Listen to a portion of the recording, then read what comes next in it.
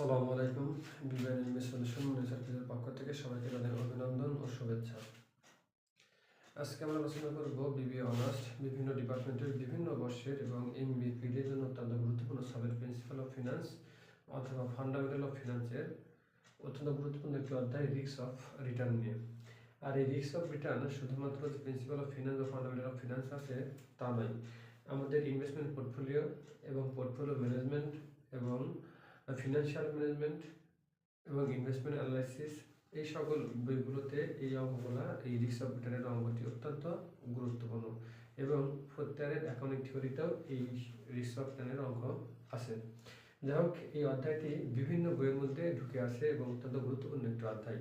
আর এই অধ্যায়টি খুব ভালোভাবে করলে আমাদের মাস্টার্স পর্যন্ত কাজে আসবে, তাই অবশ্যই এই অধ্যায়টি খুব ভালোভাবে মনোযোগ দিয়ে করার চেষ্টা করবেন। আজকে আমরা এই রিস্ক অফ রিটার্নের কিছু সূত্রগুলি নিয়ে আলোচনা করব। তার আগে সবার কাছে অনুরোধ, যারা আমাদের পেজটিতে নতুন তারা অবশ্যই বিবিএন এমবি সলিউশন অনুসারে পেজটি ফলো করে আমাদের সাথে থাকবেন এবং যারা আমাদের নিয়মিত ক্লাসগুলো দেখেন তারা অবশ্যই আমাদের বিবিএমবি 24 ইউটিউব চ্যানেল সাবস্ক্রাইব করে আমাদের সাথে থাকবেন। আমরা এখন সূত্র নিয়ে আলোচনা করব। রিস্ক অফ রিটার্ন, রিস্ক অর্থাৎ ঝুঁকি আর রিটার্ন অর্থাৎ আয়। এখানে এই রিটার্ন বলতে ফেরত নয়, এটা হচ্ছে আয়, অর্থাৎ যত ঝুঁকি তত আয়। তো এখানে আমাদের এই অধ্যায়ের অঙ্কগুলো বিভিন্ন ক্যাটাগরিতে ভাগ করা আছে। তো সূত্রের আলোকে যদি আমরা অ্যানালাইসিস করি তাহলে সূত্রের দিক থেকে এই অধ্যায়টি 3 ক্যাটাগরির সূত্রের অঙ্ক দিয়ে সাজানো আছে। তো প্রথম যে ক্যাটাগরি বা প্রথম যে পদ্ধতি সেটা হলো সিকিউরিটি মার্কেট লাইন মেথড, অর্থাৎ যাকে শর্টে বলা হয় এসএমএল মেথড। আর এই মেথডটি আবিষ্কার করে ক্যাপম, সেই হিসাবে CAPM অর্থাৎ CAPM অর্থাৎ ক্যাপম মেথড বলা হয়ে থাকে।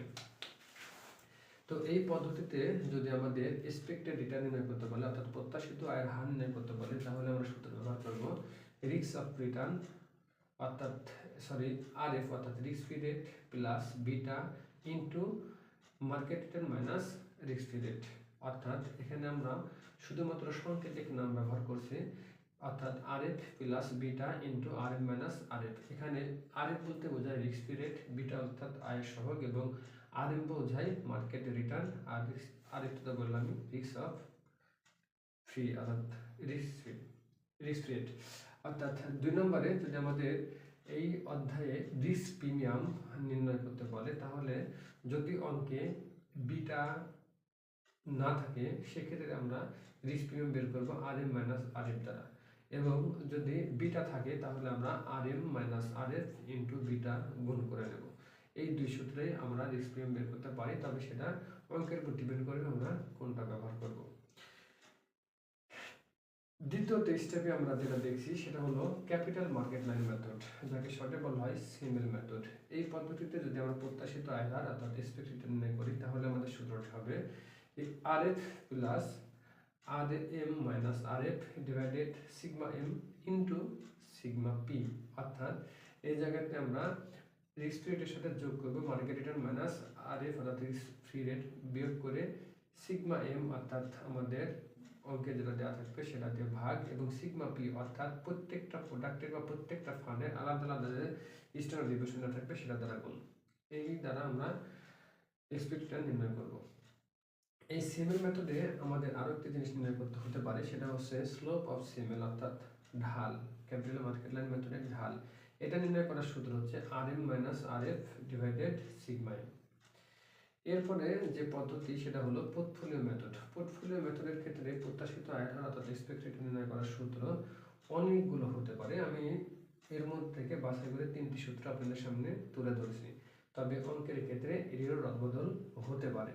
যেমন এক্সপেক্টেডের সূত্র প্রথমে আমরা যেটা ব্যবহার করছি R1 গুণন P1 প্লাস R2 গুণন P2 প্লাস R3 গুণন P3, অর্থাৎ অঙ্কের যতটি প্রবাবিলিটি এবং রিটার্ন দেওয়া থাকবে তত বড় সূত্র হবে।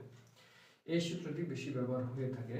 আর 2 নম্বরে যেটা বলছি অর্থাৎ এটা যদি এক্সপেক্টেড রিটার্ন ভিত্তিতে এবং ওয়েটের ভিত্তিতে পোর্টফোলিও নির্ণয় করতে বলে অর্থাৎ এক্সপেক্টেড নির্ণয় করতে বলে সেক্ষেত্রে সূত্র এক্সপেক্টেড রিটার্ন 1 গুণন ওয়েট 1 প্লাস এক্সপেক্টেড রিটার্ন 1 গুণন W অর্থাৎ ওয়েট 2 গুণন এক্সপেক্টেড রিটার্ন 3 গুণন W3 আরও বড় হতে পারে।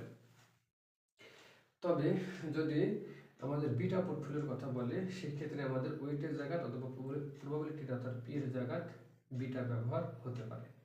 আর 3 নম্বর সূত্র সেটা হচ্ছে এক্সপেক্টেড রিটার্নের সূত্র, সেটা হচ্ছে R1 plus R3 plus R2 plus R3 divided N, অর্থাৎ এখানে আয় যতগুলো থাকবে ততগুলো যোগ করে এন দিয়ে ভাগ, অর্থাৎ গড়ের মতো কিছুটা। এটা আমরা নির্ণয় করবো তখন যখন অঙ্কে ওয়েট, প্রবাবিলিটি এবং বিটা কোনো কিছু উল্লেখ না থাকবে তখন, অর্থাৎ শুধু রিটার্ন দেওয়া থাকলে এই সূত্রটি ব্যবহার হবে, শুধু রিটার্ন দেওয়া থাকলে। এরপরে আমরা যেটা ব্যবহার করব অর্থাৎ আমরা যা নির্ণয় করবো অধ্যায়, সেটা হচ্ছে স্ট্যান্ডার্ড ডিভিয়েশন। স্ট্যান্ডার্ড ডিভিয়েশন এই অধ্যায়ের ক্ষেত্রে 4 ক্যাটাগরির আমি পেয়েছি। তো প্রথমত যে সূত্রটি দেওয়া আছে 4 নম্বরে, অর্থাৎ standard deviation root over summation R minus expected return square P, এই সূত্রটা আমরা ব্যবহার করব অঙ্কে যখন প্রবাবিলিটি দেওয়া থাকে, স্ট্যান্ডার্ড ডিভিয়েশন 5 নম্বর সূত্র যেটা, অর্থাৎ root over summation R minus R bar square divided N minus 1, এই সূত্রটা আমরা ব্যবহার করব যখন অঙ্কে শুধুমাত্র রিটার্ন দেওয়া থাকবে। 5 নম্বর সূত্রটা আমরা ব্যবহার করব শুধুমাত্র রিটার্ন দেওয়া থাকলে। আচ্ছা, স্ট্যান্ডার্ড ডিভিয়েশনকে প্রকাশ করা হয় সিগমা দ্বারা, আর এই সিগমাকে স্কয়ার করলে আমরা পাবো হচ্ছে ভেরিয়েন্স। অর্থাৎ স্ট্যান্ডার্ড ডিভিয়েশন যেভাবে আমরা করি না কেন, আমরা ভেরিয়েন্সকে অর্থাৎ স্ট্যান্ডার্ড ডিভিয়েশনকে স্কয়ার করলে আমরা ভেরিয়েন্স পাবো। 7 নম্বর সূত্রে আছে কোফিসিয়েন্ট অফ ভেরিয়েশন, এটা বের করার নিয়ম হচ্ছে সিগমাকে এক্সপেক্টেড রিটার্ন দ্বারা ভাগ আর 100 দ্বারা গুণ। আমরা যে পদ্ধতিতে এক্সপেক্টেড রিটার্ন বা সিগমা ব্যবহার করে থাকি ওটাতে সিগমা বা এক্সপেক্টেড রিটার্ন দ্বারা ভাগ করে 100 দ্বারা গুণ করলেই আমরা রেজাল্ট পাবো। আদার ফর্মুলা, অর্থাৎ এই ধারাবাহিক ফর্মুলা বাদেও কিছু ফর্মুলার অঙ্ক আমরা পাবো, সেগুলো হচ্ছে প্রথমত আমরা নির্ণয় করতে হতে পারে কোভেরিয়েন্স এ অ্যান্ড বি, অর্থাৎ যদি দুইটা ফান্ড, দুইটা প্রোডাক্ট, দুইটা কারখানা, দুইটা স্টক, দুইটা সিকিউরিটি এরকম কিছু থাকে, তাহলে দুইটার কোভেরিয়েন্স নির্ণয় করার ক্ষেত্রে সূত্র আর গুণন সিগমা এ গুণন সিগমা বি। যদি আমাদের কোফিসিয়েন্ট অফ কোরিলেশন অর্থাৎ আর এর মান না থাকে তাহলে আমরা এই সূত্র ব্যবহার করব। 2 নম্বরে বলছে correlation A and B, correlation A and B যদি আমরা এই জায়গাতে নির্ণয় করি তাহলে কোভেরিয়েন্স, অর্থাৎ এখানে যে কোভেরিয়েন্সটা আমরা বের করছি এই কোভেরিয়েন্সকে ডিভাইডেড সিগমা এ গুণন সিগমা বি।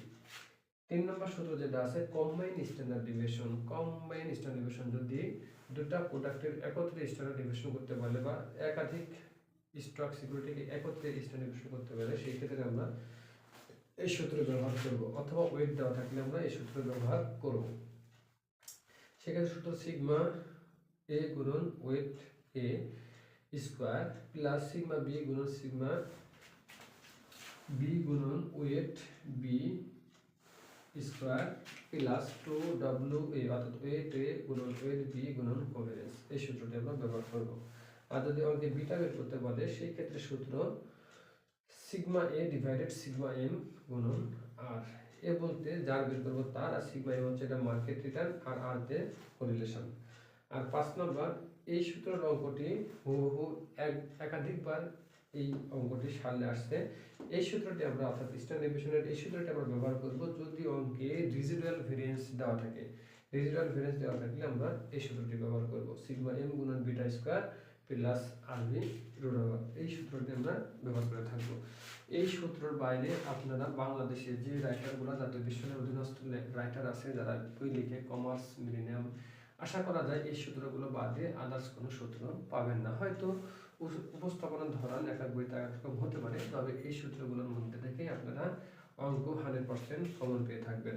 আমরা আগামী ক্লাসে স্টেপ বাই স্টেপ এই সূত্রগুলোর অঙ্ক আলোচনা করব। সে পর্যন্ত সবাই আমাদের সাথে থাকুন, বিবিএ অ্যান্ড এমবিএ সলিউশন মনি সার্কেলের সাথে থাকুন এবং বিবিএম 24 ইউটিউব চ্যানেলের সাথেই থাকুন। সবাই ভালো থাকুন। আজকে এই পর্যন্তই। আল্লাহ হাফেজ। আসসালাম।